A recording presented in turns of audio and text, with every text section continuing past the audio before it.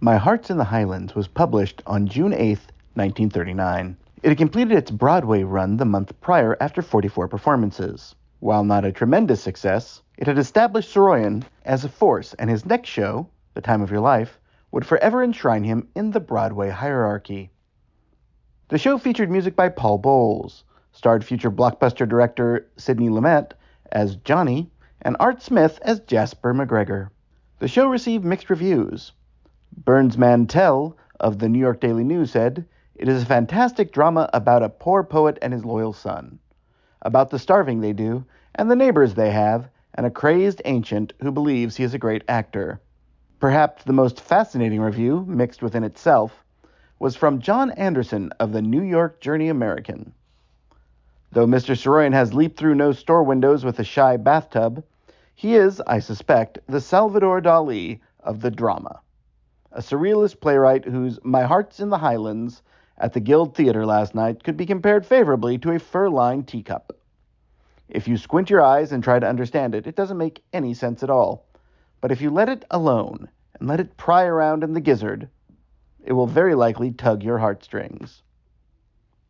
One thing mentioned by several critics after later revivals was that the version that was published in 1939 was a superior version. Apparently slightly abbreviated for publication, it was published as a standalone piece, though not without adornment. The edition published by Harcourt Brace & Company features not only the play, but also the original story, which had first run in 3x3. This multiple use is very typical of Soroyan, who was always looking for ways to reuse previously published writing. It included a new preface from group theater director Harold Clurman, and a new preface by Soroyan himself. Interestingly, the volume includes several reviews of the plays, and not just the positive ones. Soroyan, never one to allow the critics to feel like they got it right, said in the introduction, "I believe My Heart in the Highlands is a classic." Perhaps the most interesting portion of the book, and the one I had somewhat overlooked in my first readings of it, was a portion that provided the reduced version of the sheet music. Paul Bowles' music was praised by critics including Brooks Atkinson of the New York Times and Richard Watts Jr. in the New York Herald Tribune.